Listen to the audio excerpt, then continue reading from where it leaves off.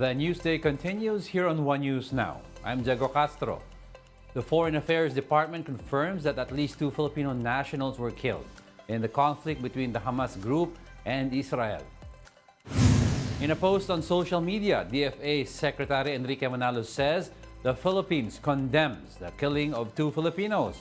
He also condemned the violent attacks launched by Hamas against Israel, which he described as acts of terrorism. Manalo added that the Philippines is ready to work with other countries towards a long-lasting solution to the conflict.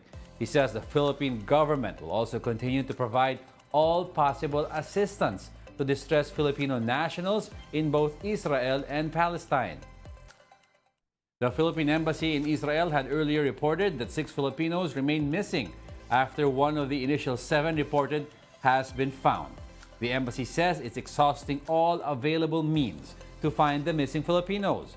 There are no additional details yet on the 2 confirmed fatalities, although the embassy is earlier verifying reports of the likely death of a Filipina. Initially early reported missing in one of the attacked kibbutzim or Israel settlement. Former presidential spokesperson and Duterte ally Harry Roque criticized the House of Representatives for allegedly politicizing the removal of confidential funds. In his vlog, Roque, an ally of Vice President Sara Duterte, questioned the House's decision to remove the OVP and DepEd's confidential funds, describing this as a purely political move. Roque believes that if the OVP is receiving 0 confidential funds, the Office of the President's 2.3 billion peso proposed CIF should be removed as well. He then slammed House Speaker Martin Romualdez for allegedly favoring his cousin, President Bongbong Marcos. Bakit ang Vice President 500 million lamang pero ang Presidente sa confidential fund alone ay 2.3 billion? Eh di ba pareho naman silang executive branch of government? Bakit ang Speaker of the House tinanggal ang sa Vice President, hindi tinanggal yung sa President? Dahil magpinsan o dahil banta sa 2028 ang Vice President? Speaker, magpakatotoo po tayo. Politika po ang dahilan kung bakit tinanggalan nyo ng confidential fund si VP Sara. Roque added that the lower house should also remove its own 1.6 billion peso extraordinary and miscellaneous expenses to set an example. He also noted that this item is even harder to liquidate than confidential funds.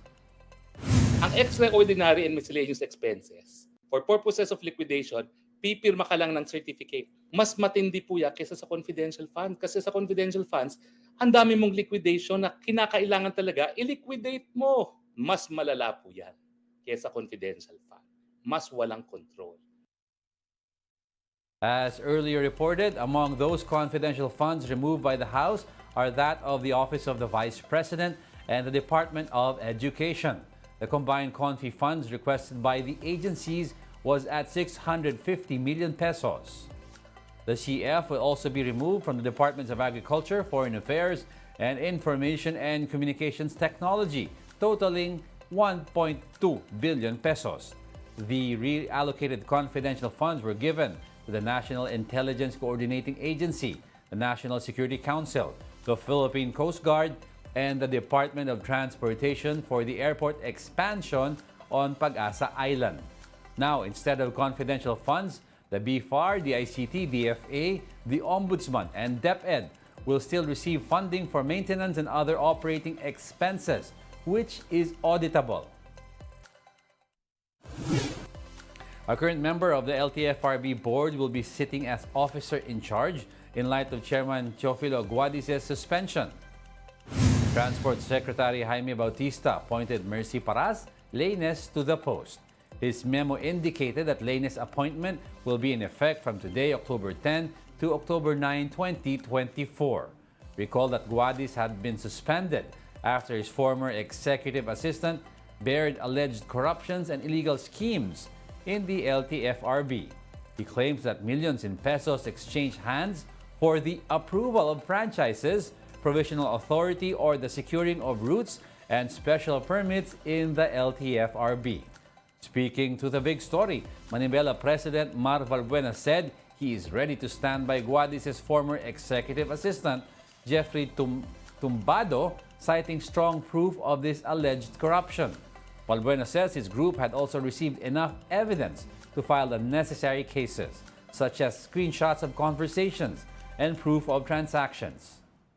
Hindi ko siya sasamahan kung yung ebidensya niya ay hindi po matibay kasi may mga audio recordings, may mga screenshots ng usapan at yung mga taong nagpatotoo na nagbigay po sila. Yung mga group po na to ng transport na mga cooperatives or corporation, lumapit po talaga sila sa akin. Sabi nila sa akin, bago pa kami mapatay, ibigay ko na sa iyo tong itong mga dokumento na to.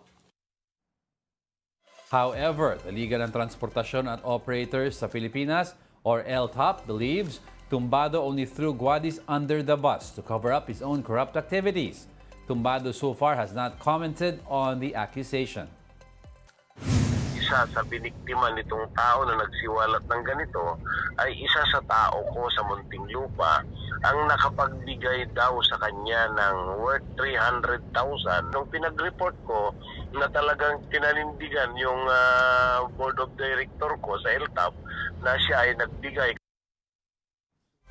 Meanwhile, Senator Grace Poe called on the Transportation Department to put the PUV modernization program on hold in light of the corruption allegations in the LTFRB. We'll be back with more stories after the break. Keep it here on One News.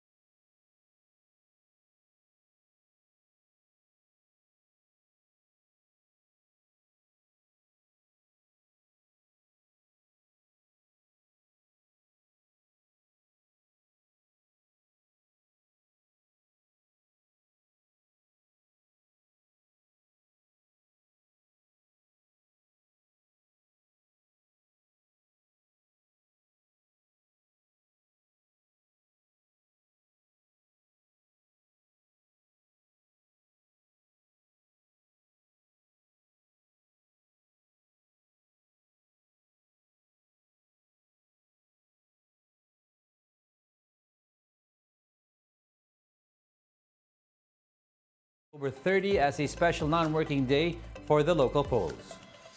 President Bongbong Marcos said this would allow Filipinos to cast their votes for the barangay and Sangguniang Kabataan elections. The declaration was stated under Proclamation number 359, signed by Executive Secretary Lucas Bersamin on October 9. The Armed Forces maintains China's claims of driving away a Philippine Navy vessel from Scarborough Shoal is just mere propaganda. AFP Chief General Romeo Browner added that even if the Chinese Coast Guard tries to do so, they would not allow the CCG to shoo Philippine ships off its own territory.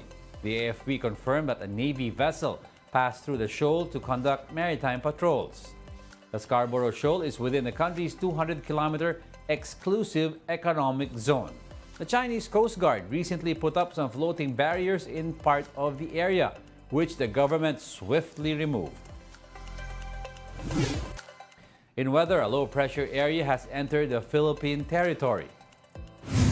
The LPA was last spotted some 750 kilometers east of Guion, eastern Samar.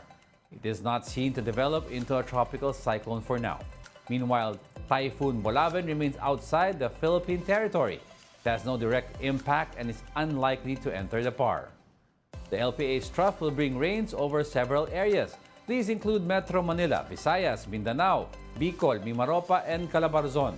The rest of Luzon may also expect rains due to localized thunderstorms. And those are the top stories of the hour. Join us again at 11:15 a.m. as we continue to monitor the day's biggest stories. I'm Diego Castro. We are One News. All sides, all the time.